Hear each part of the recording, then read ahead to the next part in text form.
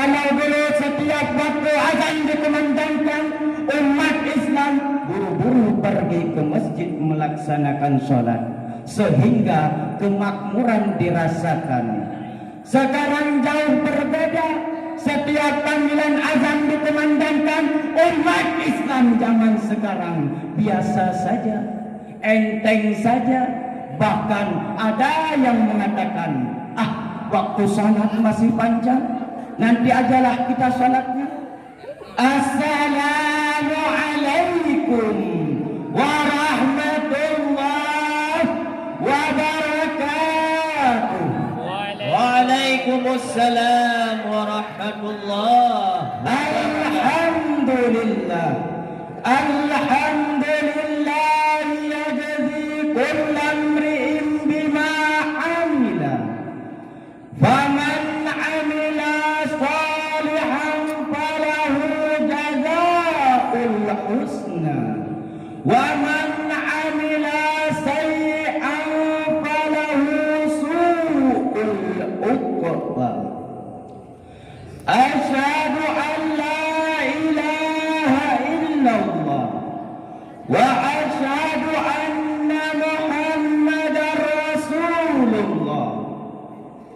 Allahumma salli ala sayyidina Muhammad wa ala alihi wa sahbihi ajma'in. Amma ba'du. Ta'zim wal ikraman al-fakir. Yang pertama sekali kepada ayahanda rohani kita bersama beserta keluarganya.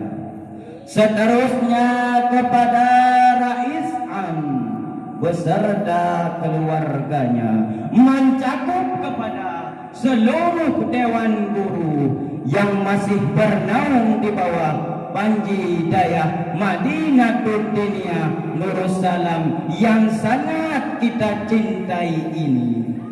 Seterusnya ta'zim kemuliaan kepada Dewan Hakim yang nanti akan menghakimi kami dengan seadil-adil mungkin. Ta'zim kemuliaan selanjutnya kepada seluruh para tolabah-tolabah yang masih bernaung di bawah Panji Dayah Madinatul Dunia Nursalam yang sangat kita cintai ini. Hadirin yang berbahagia, Dewan Hakim yang mulia, sebuah bangunan akan berdiri dengan megah bila mana tiangnya kuat. Masjid akan terlihat lebih indah dan kokoh bila mana tiangnya kuat. Rumah akan berdiri dengan megah dan mewah bila mana tiangnya kokoh. Begitu pula dengan agama. Agama akan berdiri dengan megah dan menjulang tinggi ke seluruh pelosok dunia bila mana tiangnya kuat dan ada yang memperkuatkannya.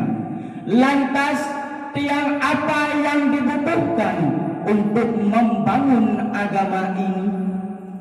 Jawabannya adalah salat tiangnya agama. Inilah judul yang akan kita bahas pada kesempatan kali ini. Hadirin yang berbahagia, Dewan Hakim yang mulia, di dalam sebuah hadis yang diriwayatkan oleh Abu Naim Al-Fadal bin Dakin daripada Umar, Rasulullah sallallahu alaihi wasallam bersabda, Bismillahirrahmanirrahim. As-salatu imaduddin.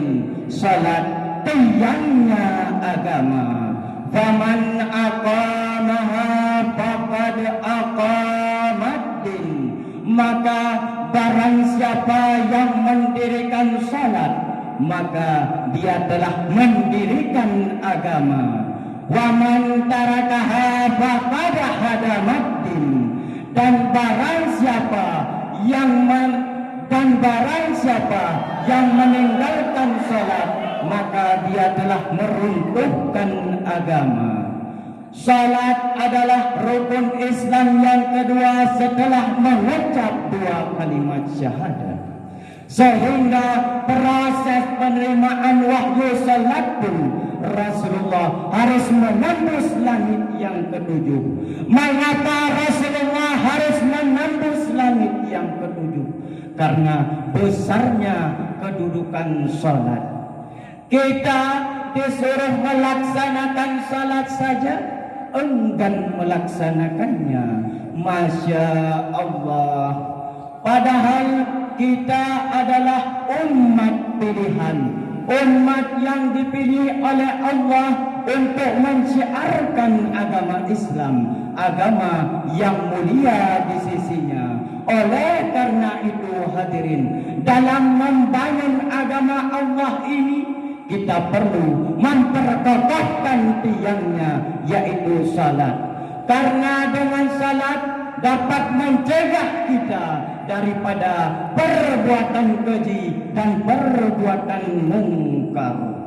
Hadirin yang dimuliakan oleh Allah, Dewan Hakim yang mulia, Allah berfirman di dalam Al-Quran dalam surah Al-Ankabut ayat 45 yang berbunyi, Bismillahirrahmanirrahim, Inna salata tanha anil fahsya'i wal munkar.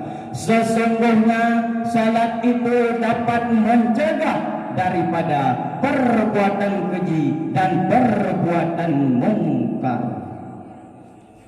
Hadirin yang berbahagia, Dewan Hakim yang mulia, kalau dilihat dewasa ini hadirin, kehidupan kita banyak dilanda berbagai macam cobaan dan teguran Allah. Kenapa? Karena dulu dengan sekarang berbeda. Kalau dulu setiap waktu azan dikumandangkan, umat Islam buru-buru pergi ke masjid melaksanakan sholat, sehingga kemakmuran dirasakan. Sekarang jauh berbeda. Setiap panggilan azan dikumandangkan, umat Islam zaman sekarang biasa saja, enteng saja. Bahkan ada yang mengatakan, waktu salat masih panjang, nanti ajalah kita salatnya.